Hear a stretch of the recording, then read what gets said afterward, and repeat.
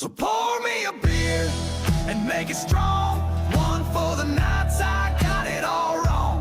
And welcome back into the Beers and Balls show. I am joined by today the world-renowned, the international icon, Doug Hype. Doug Hype, how the hell are you doing today?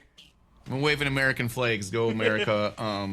Doug, welcome to the show. How are you? Football team does. I'm feeling great today because I'm realizing that America is a great country. The rest of the world can think what they want about us and about gridiron American football and whatever. But the U.S. soccer team lost, and the first reaction is like, man, that sucks because they were awesome, right? Antonio Freeman's son's on the team, Alex Freeman, all that stuff.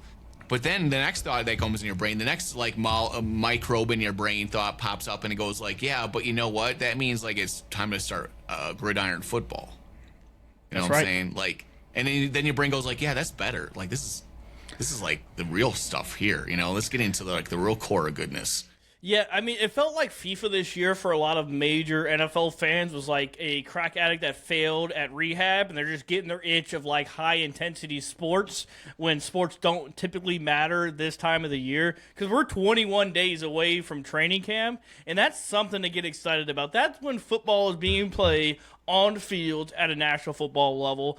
And the first thing, because you and I, Doug, we've been talking so much about this. We disagree on this, but I'm going to give you an opportunity to sell me.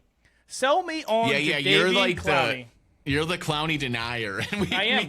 I'm going to give you, because go ahead. Well, me and Nagler kind of teamed up on and got on Addy's case. We're like, on Clowney. Okay. So this is the case. There's all this analytics. You can look it up on PFF and all this stuff. Jadeveon Clowney's problem is not that he isn't good. He's older. He gets injured at times. And he turned into this journeyman guy where people are like, why isn't he getting signed to teams right away? Part of it's probably because he doesn't want to go to training camp. Part of it's because he's doing whatever, you know what I mean? And he's older. But then I went back and looked at Julius Peppers. Julius Peppers was actually older than Clowney is now, by a year than when he came to the Packers. And I look at their PFF grades, and they're almost identical players. The same level of good against the run and pass rushing that Julius Peppers, who's a Hall of Fame player, is. You know what I mean? Literally Clowney last year's PFF grades are really good. I think it was near 80 or high 70s overall. And his pass rush is up there in the 80s. We don't have anybody on our team at all, Eddie, that can touch any of his numbers. He's analytics wise, he's this much. If you take out Micah, obviously, because he's not going to play 7 innings, literally everyone else on the team's here, and Clowney's here. So if you have 7 games or so without Micah Parsons, and you can replace him with a guy for say 7 games, because it gets injured, he's older at times, but you can probably rely on him for 7 games. Come in and contribute, because the defense's big problem we have when Micah's not there is we don't really have a pass rush. It almost doesn't really exist. It's we literally went from a top 5 defense in the league to a bottom 5 defense in the league with 1 injury. Literally through any metric or however you measure it. And especially at the end of games, we would just wilt. So Clowney won't replace the leadership and stuff that Micah has and all those things. But the thing is, you need to believe that you can win games, and you need to believe that you can get to the quarterback and get a sack here when you kind of need one in the clutch at some point, right? So when we're playing these teams early in the season, the problem is that we have the beginning of the season is a little bit easier of a schedule. What happens if we start losing these games, and then the rest of the schedule is way harder, and all of a sudden the psyche of the team turns, and they're like, oh crap, and they're inside their own head. That's usually what kills the Packers when they do that stuff. We don't want that to happen. We want the Packers to believe in themselves. We want them to have a shot. Just give me a shot, like Alexander Hamilton. I'm not throwing away my shot. You know what I'm saying? Give me a shot. I'm going to shoot Aaron Burr this time, and I'm going to win some football games. So, and happy 4th of July, everybody, bring that back to Aaron Burr versus Alexander Hamilton. Alexander Hamilton shot his gun in the air, threw his shot away, or whatever happened, and Burr shot him, and he was like, I'm going to get you. So we need to take the shot, shoot Aaron Burr, get Clowney, get a guy in here who actually has this is the thing, he's not just a pass rusher, he's also really good against the run. And it's perplexing that more teams don't want to sign him just even as a one-off, because he's performed at an all-pro level every year. Every single year he's at an all-pro, or Pro Bowl level defensive end. Yeah, according and, to analytics. And our guy Marty, as he hit on it tonight before I texted you 2 weeks ago. Like, I would be okay if he hit that Whitney Merciless role from years ago, where he comes in. He's not a predominant guy. He's not an every down guy, but it's like, hey, when we need to rotate, when it's Give the him second guys 25 come in, snaps. I'm okay with that. But it's also at the same point where it is, they've invested so much into this room.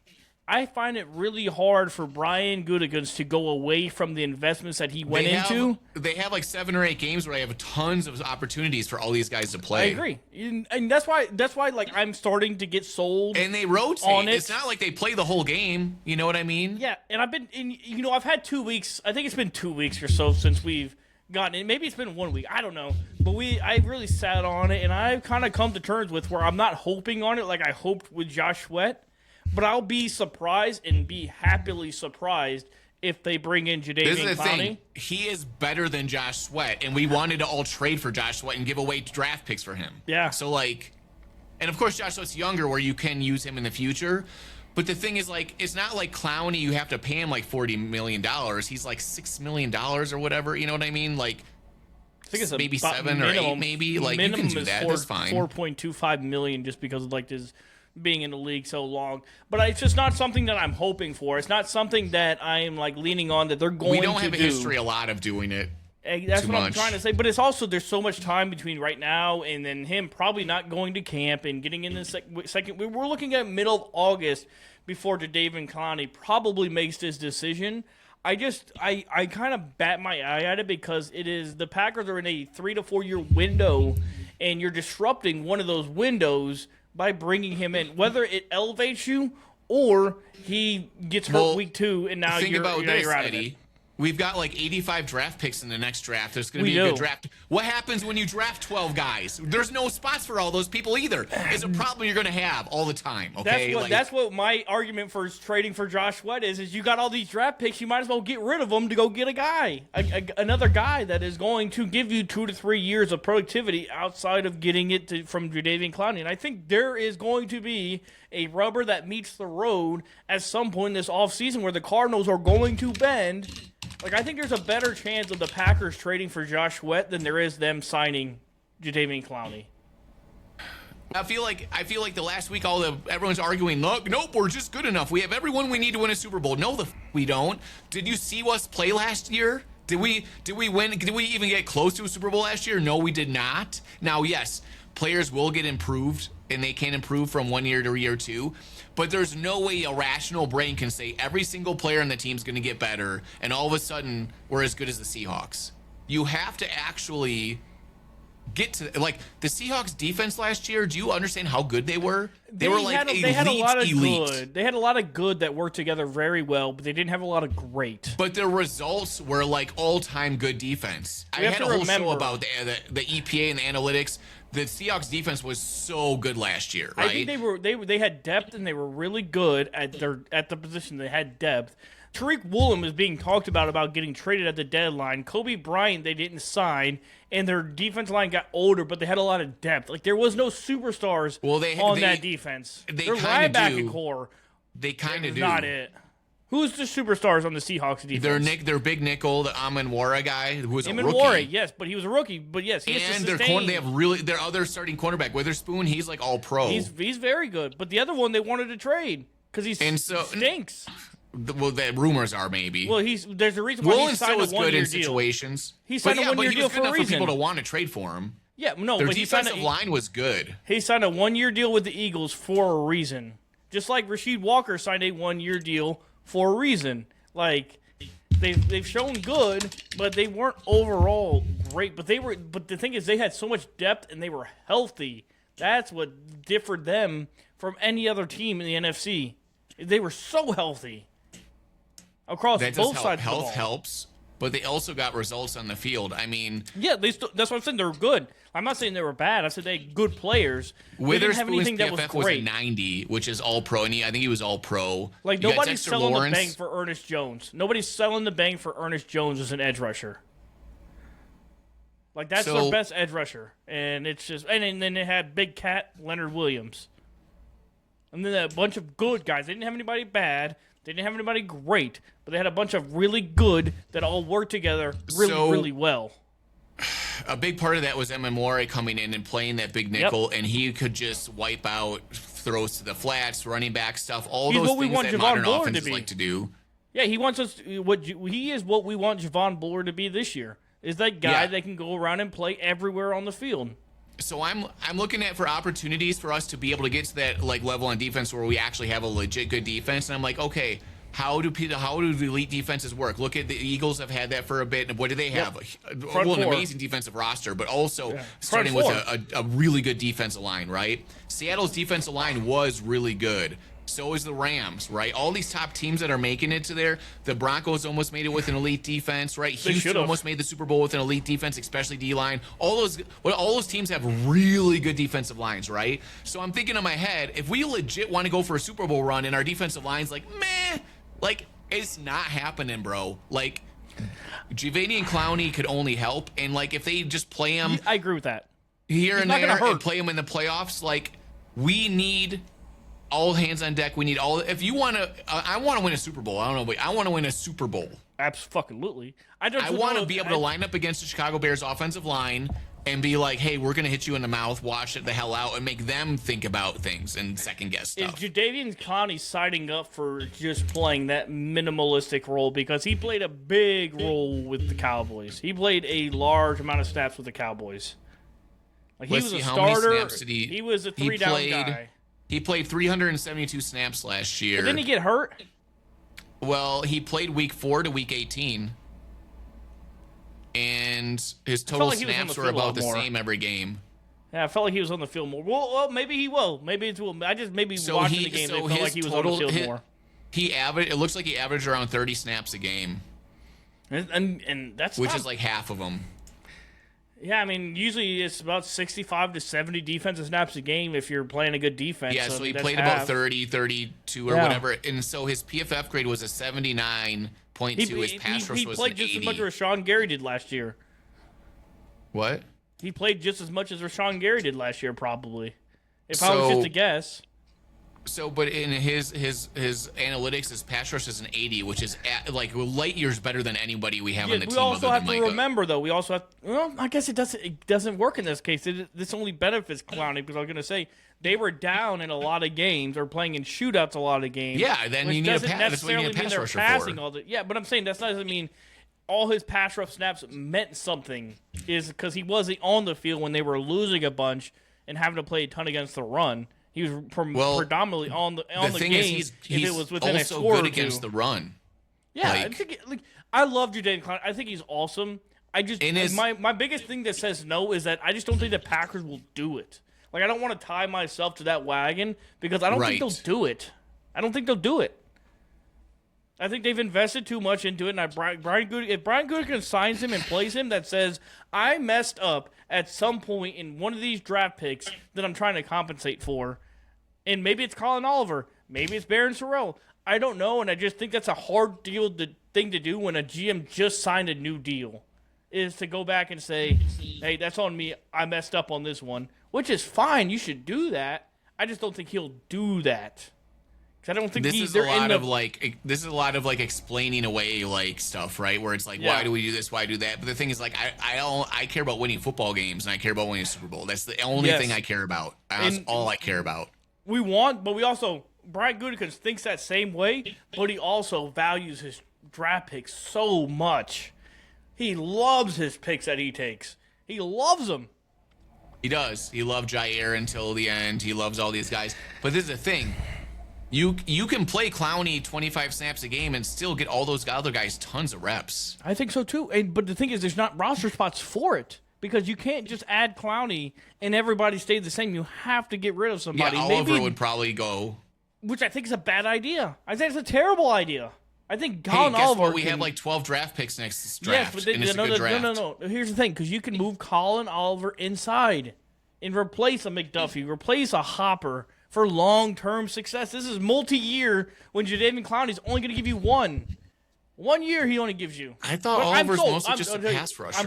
I'm sold on a 1 year deal. Isn't Oliver just basically a pass rusher? Yes, he is a situational pass rusher. But I'm saying I'm sold on Jadeveon Clowney. He's not a middle linebacker. No, but he can. But he can play. He can play in space. Like that's the thing. He has the ability to play in space. But what I'm saying is I'm in on Jadeveon Clowney if it does not cost us our investment up front. Like I would punch every wall in my house if it came at the cost of Barron Sorrell. I'd actually. Nobody's getting rid of Barron Sorrell. He's going to be. That's that room though. That's how tight that room that is. That is just how there is. It's like a tight wide receiver room where it's just like one of these guys is going to make the practice squad, and if he makes the practice squad, then he's gone, or you're going to have to get outright cut him. And I just think that room is too tight. Let's talk about the defensive end room, right, and the offensive line room, right? Yeah, like everything's groovy. We have all these young guys that can pass rush.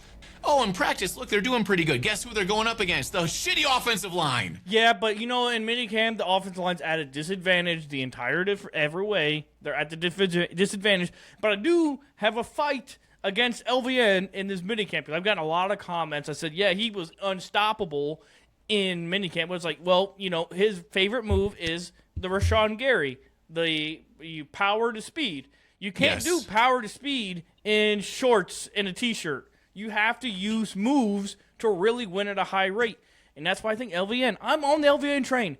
Get me on it. I might be the only SOB on that train, but I'm on it because I really think LVN has learned more pass rush moves from Micah Parsons because Micah Parsons knows ball, Doug. He knows ball. And when he tells me, because he told us last year, LVN, he's going to have a big step. And they're all at Micah's house training and doing the Micah things. said last year that LVN was like his guy, and he had a great start to the season before his injury. And now he said he's going to be the fan favorite. Those are his words, not mine, his.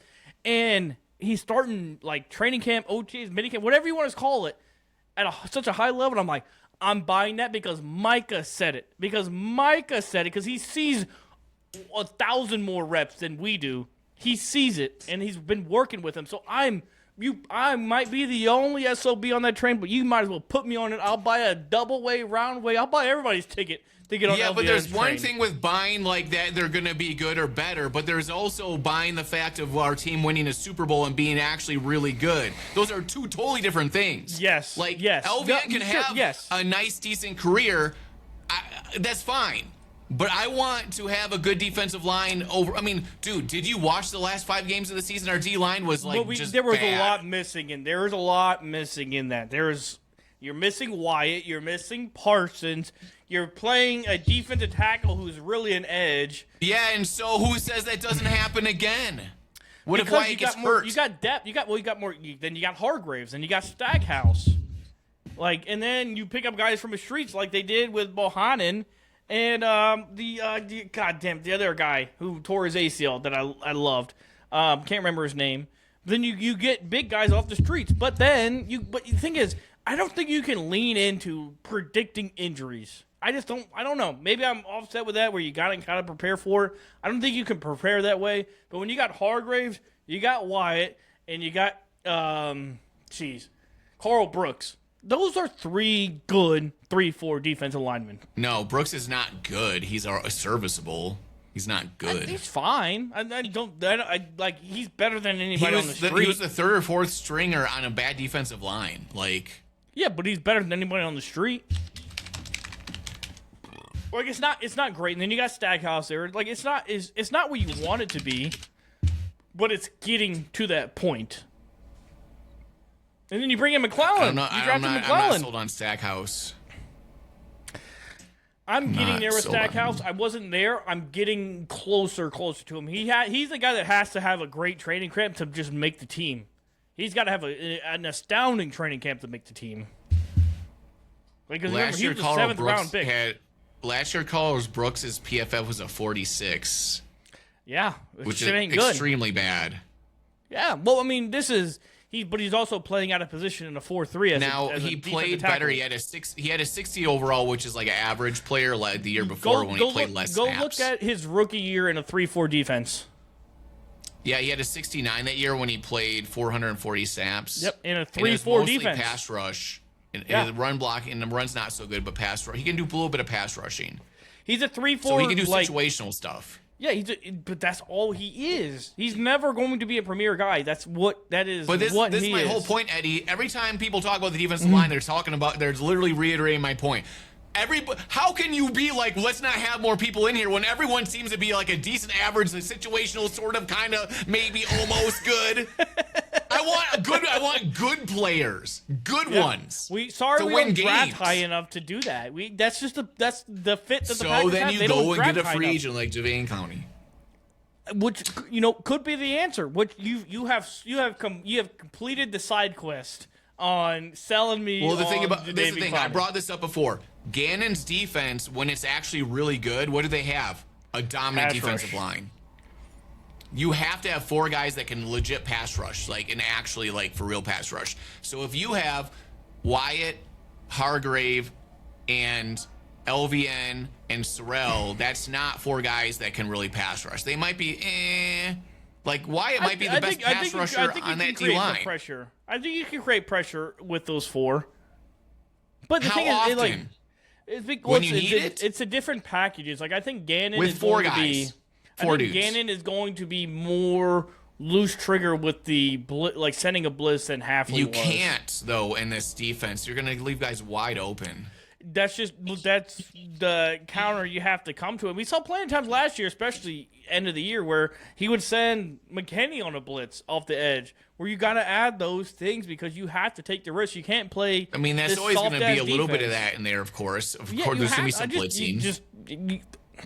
You can't show it all, and I think this is where This the is the conversation Packers' changes. number one coping thing. Well, our defense isn't good, so we'll just blitz everybody on the team. Yeah, blitz I mean, everybody. really, I blitz mean, to that's- safety, blitz all 11 guys at once. Well, because you got Put to a think kick return out there. Because you know what, the one thing that doesn't change in the defense is predictability. You can always predict what a defense is going to be against an offense. Like you can only run cover 6, cover 2, cover 4, so many different ways.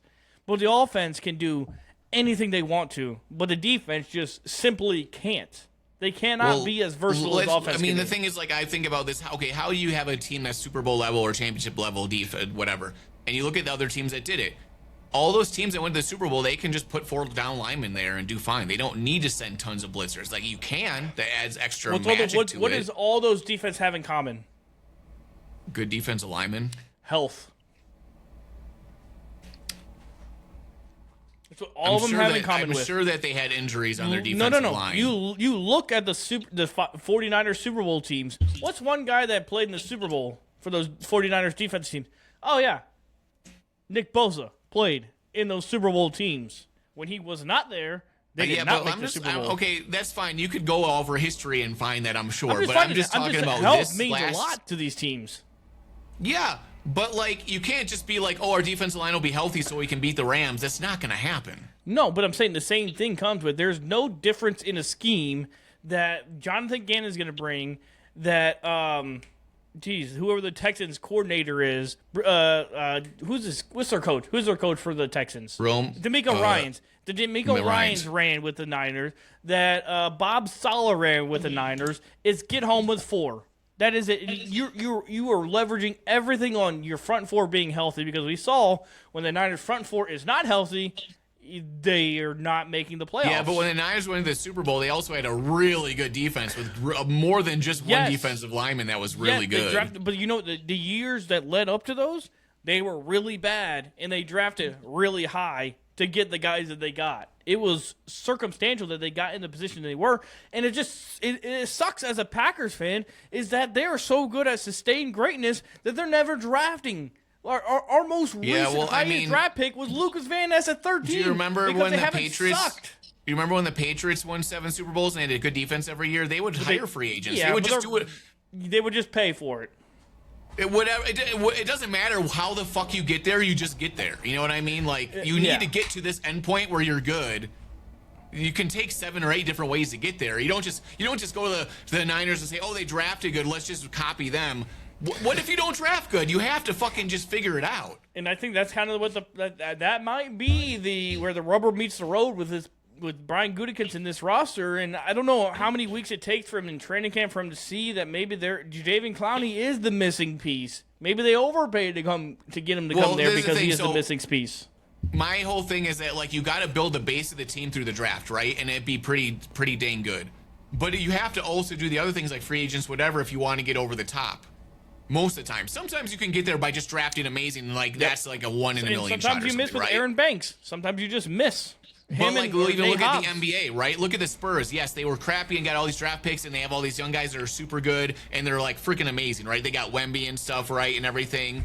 And you look at all these different sports, and you're like, yes, the future is everyone's betting on young talent because they're so athletic and so like just so highly skilled when they're young. But the thing is that like, who do they lose to? A team that had a veteran. Yep, that's right, veteran players. They lost to guys that were smarter, more knowledgeable. They were like just a next level beyond them, you know. So it's like, yes, you do need to have the great drafting. But you also have, I mean, they've done McKinney and they've, of course, got, you know, Micah and everything. Yep. But the thing is that, like, the verbiage that Gutekunst has said in the last year and a half, where he's basically said in, you know, whatever words he uses, like, this is the Super Bowl window now. We are now, and you'll see they'll get a Zaire Franklin. They're getting to, like, you know, Zaire Franklin's kind of old. Juice. He's not young, right? No, so, like, most of the guys are 30 years old. Yeah, so, like, my whole point is that, like, it's not that, like, oh, just abandon, draft, and develop. It's like, okay, you get to the point now where you've got a lot of good draft picks that are pretty dang good, you know, the Williams of the world and, like, Jordan Love and everything, right? Now you do have to just do you know, they got, like, you know, $5-6 million they can spend. Go get a Jadeveon Clowney, right? Now, they're thinking in their head, we're waiting until someone gets injured, and then we pick someone up off the street. But what if there's nobody really there that's any better than anyone else? Yeah, and that's what you're what I right. mean? And kind of put a bow on this because you wanted me over, and let's put a bow on all this topic is if we were to lose Colin Oliver and bring in Jadeveon Clowney, I think everybody's happy. And you can put Oliver on the practice squad. And I don't know if anybody's going to take him because of his injury history. And he's like a 5th-round draft pick. What do you guys are? I think everyone's out there waiting with their notepads, like, oh, wait till Colin Oliver gets on the practice squad. So We got to get him. whoever has Brian Gutekunst's email or phone number, shoot him a text, say, hey, Jadeveon Clowney, even, you know, we're like, you sign him and you wait and you play him as much as you can until he gets hurt. Hope he doesn't get hurt. Just wear him out. Just wear him out into there. Now, I want to move into our next topic here because I get a lot of flack for this on my end. Is Jordan Love is he as good as like he is, or is the media exhausted from the Packers having 30-plus years of good quarterback play? Okay, let's narrow down what he's super good at. He's super good at, last year specifically, at 3rd and long, when you have to go down the whole field, like 80 yards or something like that.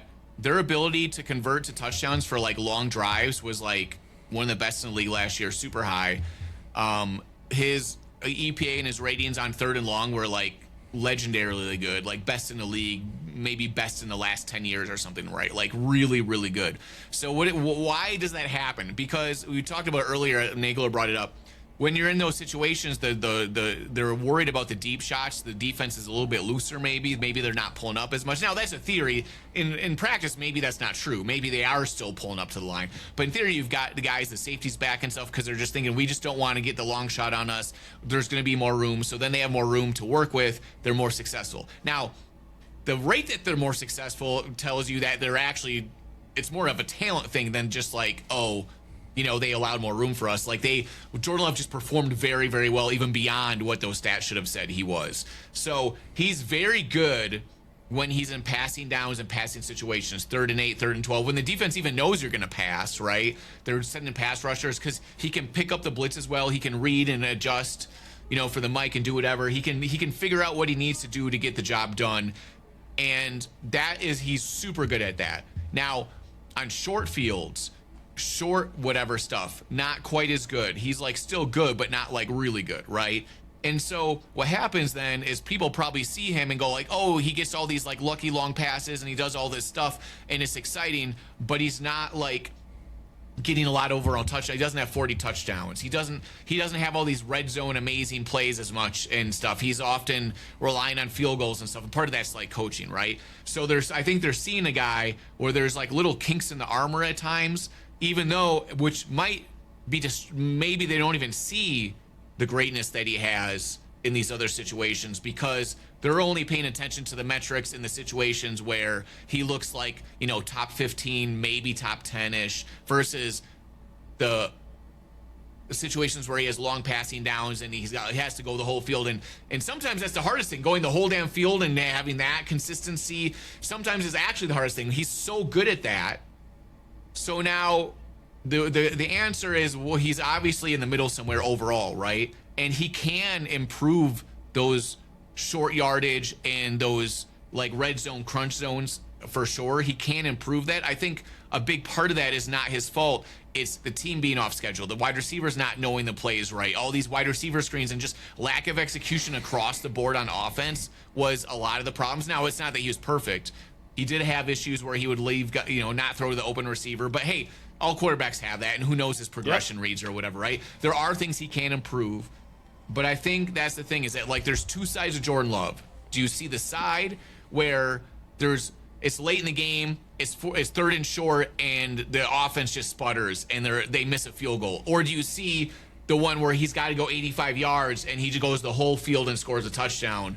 More often than almost anybody in the league, he does that. So that's kind of, it depends on like what you're really paying attention to. And the answer is in between, but also you want to lean towards like the side where he's really good, because those situations of 3rd and 8, 3rd and 12, going the full field, those are really hard situations too. Even though the defense is maybe giving you a little bit more room, maybe, whatever, maybe they're backing off a bit because they're worried about the big play. There's still really difficult situations to be that consistent on 3rd and 8, 3rd and 10, 3rd and 12. Like, to be at that high level, like, says that he is actually an elite quarterback. There's just small things that need to be like adjusted. And this next question is going to be one that stumped our good friend of the show, Soder, when we tried to record, and I had technical difficulties on my end. But I asked him, I said, what game last year was Jordan Love the problem? There were a couple games. There were a couple games where, like, at the end, but the thing is, like, he wasn't the problem the whole game, but there were a couple games where he was a problem at the end of the game. Was it maybe Dallas in another game at the end where, they just didn't get the defense down the field? Nope, Matt LaFleur took the game out of his hands in that one. Yeah, but I'm saying there was moments at the very end of the game, like I think it's the Dallas game at the end of regulation, where in Cleveland, there was time management stuff. Yes, but that's not him. He had the team. It wasn't pure quarterback play problems. It's more him getting the team down and getting the play run. You know what I mean? It was like clock management stuff. There was not a single game out of the 19 games they played where you can say that game. Like, if we look back in years past, we look at that Monday night game against the Raiders, and they went down bad because he threw 2 picks. And I think one of them was for 6, and it's like, yeah, that's one. But you look at this game, start to finish, there was not one game you could say, yep, that one's on Jordan Love. He played bad. He was shit. Even people want to bring up the Cleveland game. Guess what? Jordan Love put him in position to win. Yeah. You look at the Dallas game, they put him in position to win. Like, there's not a game. Maybe I think you can kind of get away with that Eagles game a little bit, but Matt LaFleur forgot about the forward pass in that game. He forgot that you're allowed to throw the ball in that game. So I think overall this year, there's a reason why Jordan Love only had 6 interceptions. With as many attempts as that he had, Jordan Love is far from the issue that it was this year. That's why I just cannot get behind any of these negative entries, because before that Denver game, before the Chicago game, what was he, 3rd in MVP voting? Yeah. He was way up there. He was like number 2 at one point, I think. Like, I mean, that's why I just don't understand this discourse with Jordan Love not being the guy. There's also some visual things that people see, like the Denver game and other games where he'd throw a long-ass pass and get picked off, right? Why not? Throw it. You needed to. And it wasn't 100% his fault. But this is the thing. Jordan Love has evolved from being like a meh kind of decent quarterback to being like really, really good, because he would always take those shots and he would work on it and get better and get the timing down so that like next time it would be better and they would improve. And since they got him on the team and they've had him in practice as a rookie, I would always say, like, I'm not sold on Jordan Love. I know he can do it, but will he do it? And you keep on hearing reports of him constantly throwing interceptions. Now, the question always was, is it a good interception or is it a bad interception? Like he a bad trying to interception is force- like yeah. a bad read, a bad whatever. A good interception is like I gave the guy and the wide receiver a chance and it just didn't work out, right? And I'm trying this in practice just so I can throw it in a game. Like And he still does it in games. He still practices in games. But my point is, his mentality is like, I'm going to keep doing this because I'm going to get better at those. The more I'm going to keep doing those passes, I'm going to get better at them. Because you have to do it, and you have to do it in order to get better. It's like we're watching Jordan Love grow up over the last like 5 years, and he is so growing fun. up. It has been so fun to watch him, and you put it so perfectly up there, Doug. Watch him grow up over these last 3 years, and you said it earlier tonight that you kind of proclaimed, or at least maybe an opinion that if everything goes right and he continues to grow, there's no reason why he can't be one of the best quarterbacks He was that in the close league. to MVP last year until the team everyone got hurt. And I will go down as the #1 Jordan Love defender till I am dead in the dirt, because there is something about when this guy throws the football where I'm like, that's a completion. It doesn't matter. Like, the way he throws it, it's like prime Aaron Rodgers. When you saw Rodgers throw the ball, it's like he's throwing that ball because it's a guaranteed completion. And I just have that feeling when I watch him throw the ball where it's like, boom, yep, that's a completion. It's not like no bad reads are possible. He's got that's a lot completion. of touch on. This is the thing. There's He's not many ridiculous quarterbacks. with it. There's not many quarterbacks in history that have like a big cannon arm and touch on the ball, and he does have both of those things. And it does not hurt that he's like one of the better guys in the NFL too when it comes to being a human being. Like, it really, like, he's not a hard guy to. It's funny root how like for. the world is obsessed. So right now, I literally looked at Twitter and they're like, "Oh, I'm loving all these FIFA World Cup soccer players, but I want to make sure they're a good person before I literally like them." Like, that was like my whole feed today, and I'm like, "Relax, people are human. They're gonna make mistakes. Nobody's perfect." Nobody is. No. But If you're Jordan looking- Love, we do think he's a great guy. I think he's about damn near perfect as perfect can be. He's a good person. guy, and yeah, it's nice to be a good person and everything. But hey, look what we did to Aaron Rodgers, trying to make him perfect and fit into like a. Didn't work. That one didn't work. Well, let's transition because, Doug, I want to kind of digest, because like I said earlier, we're 21 days away from training camp when we start to see this Green Bay Packers 2026 team kind of fold into what they're going to be. And I kind of want to digest everything that's happened since the last whistle in the wild card game against the Bears till now. And I want to start with bringing in Zaire Franklin, because the Packers made a decision. I think that was one of the first decisions they made this offseason outside of, I don't know, Rasheed Walker being gone after that game because the decision-making skills he had in that game. But that was the first big pillar that kind of pushed this domino effect for the Green Bay Packers, because it was Quay Walker's leaving, Zaire Franklin's coming in. I mean, when you first saw that, I mean, how did you kind of approach that? Well, I saw he was like a tough, bite in your kneecap type linebacker who, and I remember Goody saying something about the defense needs to get tougher or whatever, mentally tougher, whatever, and I immediately thought like, oh, that's why they're bringing this guy in. Like, it made sense in my head why Goo talks about like, oh, we've been looking at this guy for a while and we've tried to actually get him in the past, and there's certain players that Goot really likes and the staff really likes.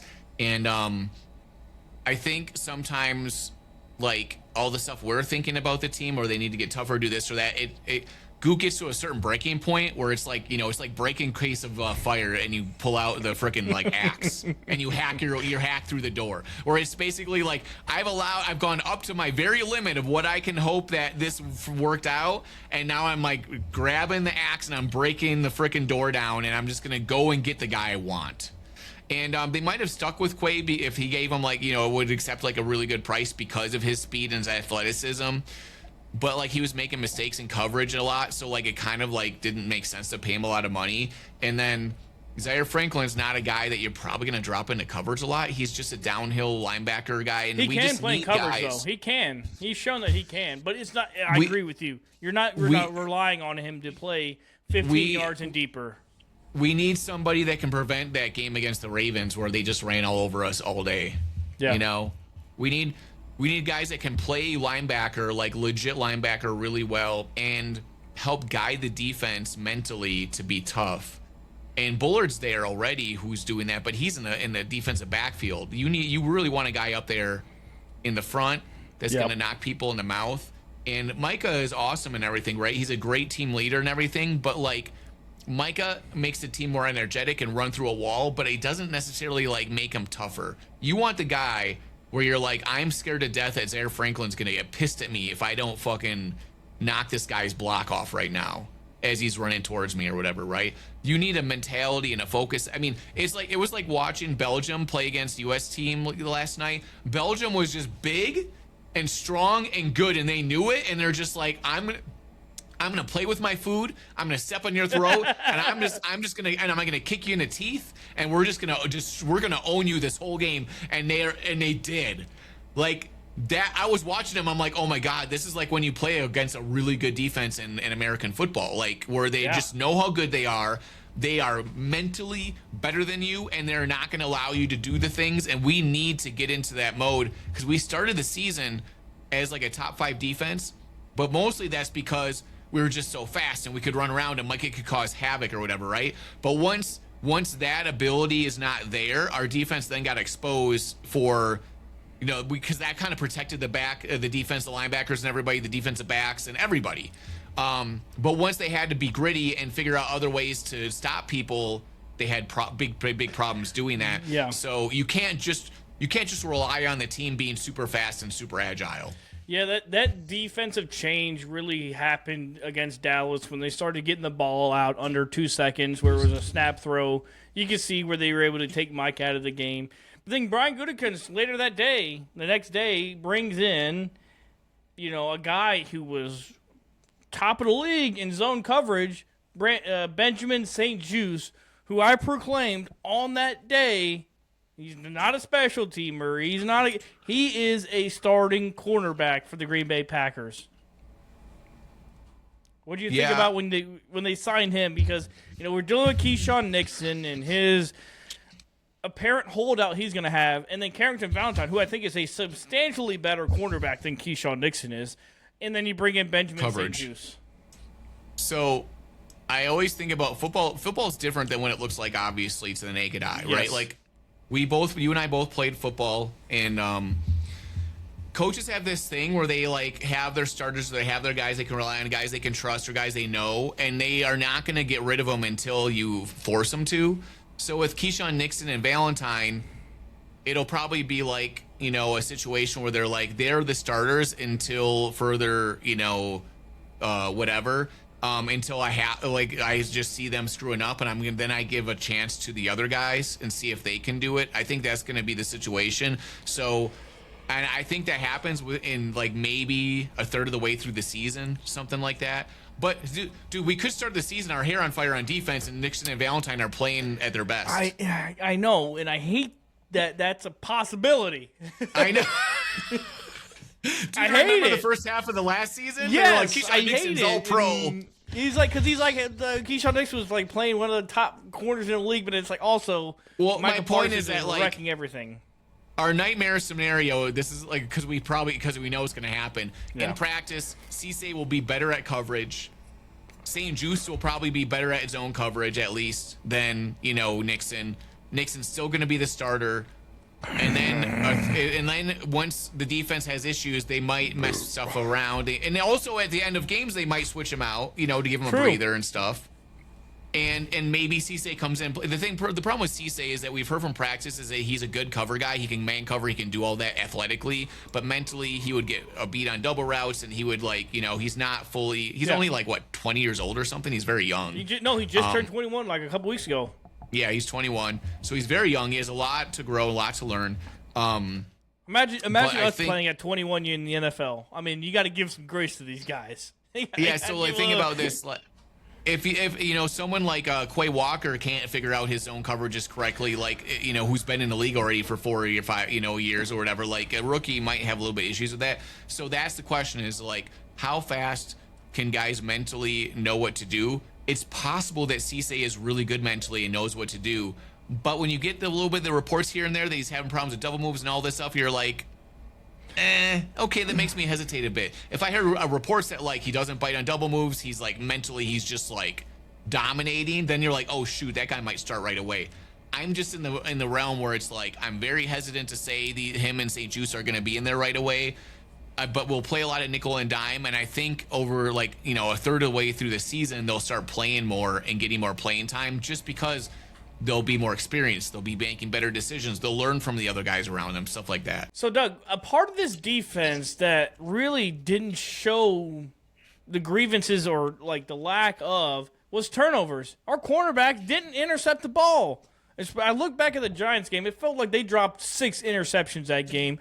Do you feel with Jonathan Gannon coming in that interceptions are going to elevate a little bit? I think getting a new defensive coordinator, that can be a negative, but I think it can be a good thing in this situation a bit, because it's going to reset the mentality of the defense a bit. And he is also a defensive back coach. Isn't it crazy? Hafley was a defensive back coach and they had no interceptions the whole year. The year before, though, they had a bunch. Yeah. I think the defense was confused a lot last year. People would say Hafley's defenses were also often very sound and everyone was doing the right thing, but during the season that kind of didn't work like that way. They're having a little bit of issues back there. I think Gannon is more of a hard ass, and also, not say one's better than the other, but it might be good to shake it up, and have somebody that's more of a hard ass as a defense coordinator, because I know if I'm deathly afraid of my football coach and I'm in the game and I have a situation late in the game or whatever, I'm bro, I would rather die on this field than have my ass chewed out. You know what I'm saying? Yes. That kind of thing, that's the correct answer. Yeah. I'd rather have 4 broken legs. Tape that shit up and let's get moving. And dude, the thing too is that it's the constant yelling and screaming and the anger of the coaches. I don't know how other people react to that, but it almost internalizes in you, and you're you're directing that towards the field, right? I don't want to be the one yelled at, so if I am, I'm gonna go fight somebody right now. Yeah, I'm gonna say this. It's like being a traumatized child and traumatizing someone else. But you can do it in a positive way where you want extreme focus. And you want to train your animal brain of how your brain just reacts to things to react the right way and be focused on what you're doing and really caring about what you're doing. It's your brain, you have to have it right up here before your body can do it right. Yeah. You have to have that system figured out. That's why guys who are super fast don't make it in the NFL sometimes, because if you are super fast and take the wrong step or hesitate or do the wrong thing, then it doesn't even matter how fast you are. You have to have everything working together and be smooth and know what you're doing, or pass rushing, whatever it is, the skill you're doing, you have to be good at it. And I think Gannon is going to get in their heads and get them more to be a tough defense, and get them to really understand that this is not just fun and games. Hafley was a real fun, nice guy, and he's probably a great head coach and all this stuff's great, but it's not fun and games. This is a job, and you need to get out there and do your freaking job, because in the era of prima donnas and 21-year-olds that already in college made millions of dollars before they even got here, I feel a lot of players, this is just a tourism for them. Look what happened with center last year, where Elton Jenkins people were commenting he doesn't. I don't think he even wants to be out there. He didn't look like it for sure. And you went from being an all-pro guard to being the worst center in the entire league, literally, by analytics. It's supposed to be backwards too. It's supposed to be backwards too. He's supposed to be a center, and better. And so, and the thing is, it might not be obvious to the naked eye watching the games, but you can tell the guys that really have the extra effort. Micah Parsons is a guy where if everyone's not doing their effort, he's pissed. He's literally angry. And that's the thing I think he's going to bring this year, because I think it was hard for him last year getting so late to the team, learning everybody. But I think now it is, you better beat me to the ball or else I am going to crawl up your ass style of leadership there. But one thing I want to hit on with Jonathan Gannon is, because I really just thought about this right now. It's like being in high school and you get that one substitute. I think Jonathan Gannon is going to be that one substitute teacher that's a hard ass that still makes you do all the bullshit work instead of watching some program. Now you actually got to do the program, because it's hey, there's a level of excellence here that I have seen, that I have done, and you are going to live to the level of this excellence. He's been to the Super Bowl. There's a standard now. I know what this is supposed to look like. He knows what the Super Bowl defense looks like. Yes, that's it. And I think he brings that. He brings that, like, you know, maybe it's a lack of, like, a better story is, like, that substitute teacher.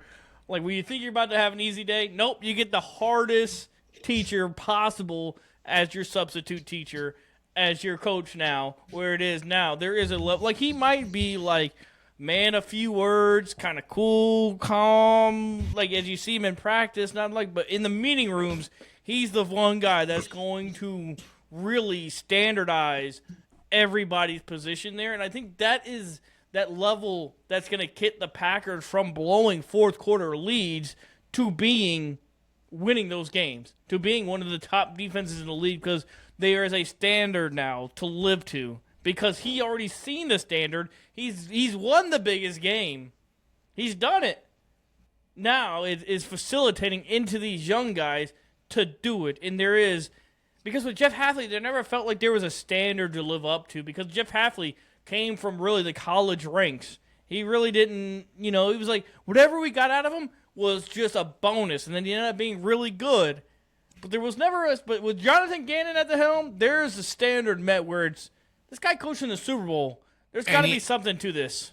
And there's the experience of being a leader, being a head coach, being a defense coordinator, a Super Bowl team. Like, there's so much nuance and leadership skills and stuff where you're pulling people up to that level, and you're noticing the things that maybe you didn't notice if you hadn't been through all this stuff.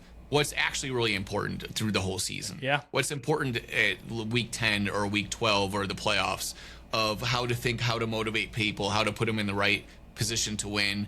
And as much as people say it's a players league and it's all about players, I think coaching is the most important in football of any sport, because you have the mentality it instills in you and getting the most out of players and the tough grittiness of it. And you know, there's teams that don't have a great roster that do well and just put the effort. I mean, look at the Ravens last year. They were terrible, and they played us, and they're just like, mentality's like, we're just going to bully you the whole game. Yep, they just ran through us. And they just did it. And you're like, whoa, okay, like... Wasn't expecting this, but all right, you know, and I think that... And Gutekunst, it was so bad that Gutekunst is like, we need to get a different middle linebacker. We need to, like... You know, whatever, we need to get a D-tackle. We need to trade up for a D-tackle. That was my prediction, who they play in the Super Bowl. That was my prediction. That when we did on the Offensive Podcast, your podcast, that is what was my prediction, was Packers-Ravens in the Super Bowl.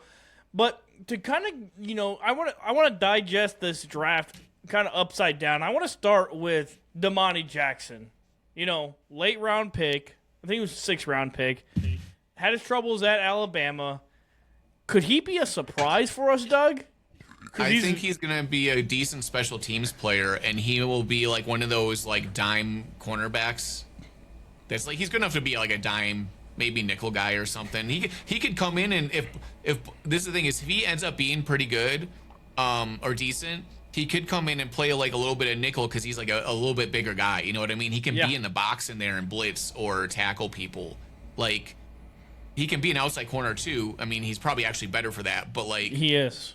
He's athletic and strong enough where he can move around and do a bunch of different stuff. He's like a good athlete and strong guy, which is nice to have. The question is, I just don't know how good he is at actual cornerback in the NFL versus college or whatever. But like, I think he's going to be a decent special teamer, and I think he's going to like just figure out a way to be on the team and do something here or there. So I'm going to make a bold prediction here. I'm going to make a bold prediction because I think Damani Jackson was a 5-star recruit for a reason. He was played like the at number Alabama. 1 ranked DB in the country in high school. But everybody that goes to Saban, especially the DBs, they played because Saban is a what? DB's coach. He's a defensive back coach at heart, and there was no Nick Saban there for Damani Jackson. And he did have his injuries, and I think this is going to go down as one of the best late-round steals for the Green Bay Packers. I think he's going to get with our defensive staff, with Jonathan Gannon, as you so elegantly said, is a cornerback coach, and we're going to unlock not only just his ability that he has with the tangibilities that he has, but everything else that is a mental game for him to be an absolute stud for us. Like, it would not surprise me come week 12, he's a starter on the field because his ability and his Where is mental. he going to start? He's going to start opposite. He's going to start opposite of St. Jude's, and Cisse is going to be the nickel-ish with Bullard. Nickel-ish. Depends on how whole different often. cornerback room. I know.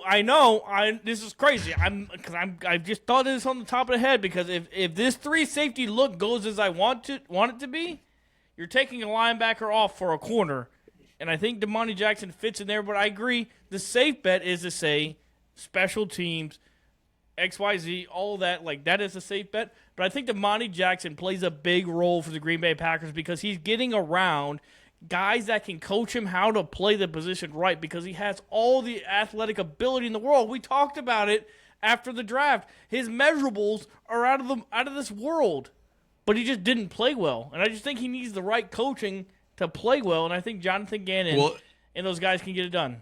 He's very good at long speed. He's like a 100-meter run guy, but Yeah. he's not so much like a quick burst guy. So, like, he's borderline real good at athlete, like speed and quickness wise. Like he'll enough to be like an NFL player, but I don't think it's gonna like be like, oh my god, look how fast and quick this guy is. He's more of like a straight like sprinter, like 100, 200 meter guy, which isn't bad, like or anything, right? So like I'm just like, there's nothing about it that where I'm like, okay, you know, and he was a 5-star recruiter or whatever, because I think what happened is he developed early in high school and he became big, strong, and faster than other people did, and he just looked apart. And like there's tons of 5-star recruits that don't ever do nothing, right? That's absolutely true. And I think he had knee surgery also. Was it maybe an ACL or something? I can't wouldn't remember. be able to tell you if not. I wouldn't. Yeah, he had some injury or something. his last senior year. The reason he got benched was for an injury, not because of play. Yeah, that was a rib injury, but also it wasn't completely because of injury. It was also because he wasn't playing the greatest. He wasn't playing a little bit. But also when you lose Nick Saban, you lose all of that defensive back ability because their team was They did not bring him good. back in the games that matter. They rested him and benched him in the games that didn't matter so much. They brought him back for the games that did matter. But yeah, he's a 5-star recruit. You want to play him.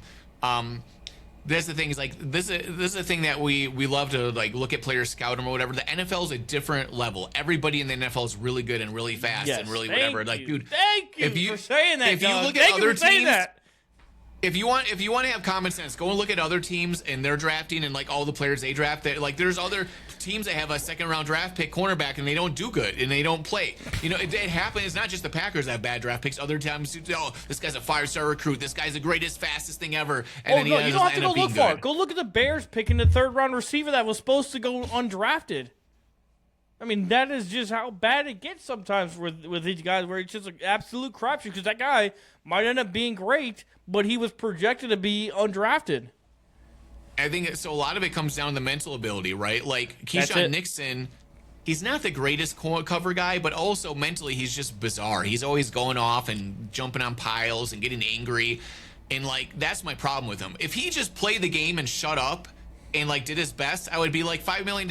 You know, whether he starts or he's the 3rd-string cornerback, whatever. Not, I don't have a problem with him because it's not like they're paying him like $20 million. Now they need to get better players than him, but like I have a problem with him actually because he thinks he's Deion Sanders in his head. And he thinks he's going to win games and do all this stuff. And what ends up happening is once he believed that he was this guy, he started just screwing up and messing up left and right. Because there's a difference between just playing who you are and then trying to be a game-changing game player, playmaker. He thinks he's the playmaker Deion Sanders guy. And it's like, no. You're good at kick returning. That's the only thing you're good at. You're not good at anything else at all. Like, you're just there because you're an athlete. Thank you. Right? You're not Deion Sanders. In your mind, I know they always have to psych yourselves up and think that you're amazing and great, but there has to be some level of consciousness of reality where you're like, you are not literally Deion Sanders, so you can't try to do the moves that he does and like jump all these routes and just guess on stuff all the time. Like, you know the difference between him and Deion Sanders is? Deion, through his whole career, return kicks. But apparently Keyshawn Nixon is too good to return kicks. But the difference is Deion's so good he doesn't have to guess. He mentally is like, I will just go and do my job and I'll get an interception. It is a fallacy against Deion for us to even put them two in the same marker. Right, but still, it's because Keyshawn thinks he's them. Well, here's the thing. Packers brought him in. They didn't bring him in to be a fucking corner. They did not sign him to be a corner. They didn't give him an extension to be a corner. They gave him an extension that is his low-paying number right now to be a return man. And then all of a sudden, because Brian didn't draft correctly, he's the number one corner. Now, it's not the case anymore. You want more money, go get it from the fucking Titans. Go get it from the Raiders. Go get it from the Jets. Somebody that'll pay you $20 million, because you're not getting paid $20 million with us. It's not happening. Don't come to training camp. Don't get your guaranteed money. Save us some money. That would be the nicest thing you've done to us since you returned a kick against the Vikings in a shit season, but we were all excited for back in 2021. Now that we've said all this, he's going to do a pick six in the first game. Watch. I would. Cool. Great. I mean, prove me wrong. I'm setting him up to prove me wrong, but the thing is, well, I'm not betting on it. I'm not saying he's going to have a good season. I'm just saying in the first game he'll do a pick six and he'll be like, look, I'm the greatest. I'm all pro. And we're going to be like, oh, no. No, but the thing is he got one and he was not even supposed to be there. That's the thing. Like his one interception, he was not supposed to be there. This is going to be a toxic relationship forever where like whatever we don't want to happen is what's going to happen. Like we're going to be like, can you just play bad so you get like replaced? No, he's going to get a pick six and then like, so he continues to play. Here's my last and final question is, at what point in the year, because you got to kind of be a little stubborn to not think that Jonathan Gannon is going to roll out Keyshawn Nixon and Carrington Valentine. I mean, he's just going to go with what experience and everything like that. At what point does Jonathan Gannon say, fuck this, St. Juice and Brandon Cisse? Well, I don't think that's going to be the case. I think what they'll see in training camp, my expectations is that like Cisse will be physically good enough to like play as a starting cornerback because he's quick and fast and has those abilities. He's a second round draft pick as a cornerback. St. Juice will come in at various times to play like when they're doing deep zones and stuff because he'll be like a spot guy to come in, I think. If Cisse in training camp goes along the lines of being very impressive, he will possibly be a starter. Okay.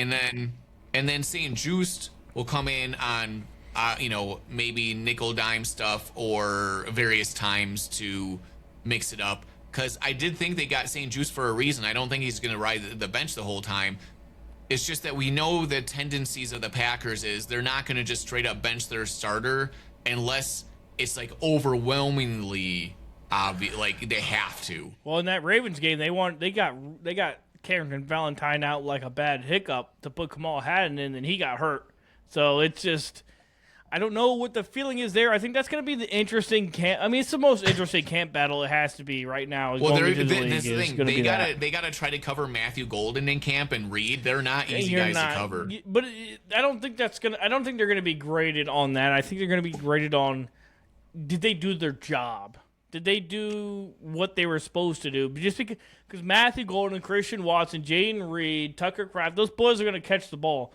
But were you in position to have an impact on the ball? I think he's going to be the difference. Mentally be in the right place at the right time. Yes. Are you in the right place there? But Doug, I appreciate the hell out of you coming by, stopping by in middle of July. I guess not early July, to talk some Packers with me. Well, I appreciate it. And let the people know where they can find you at. In all the places, because you're an international icon.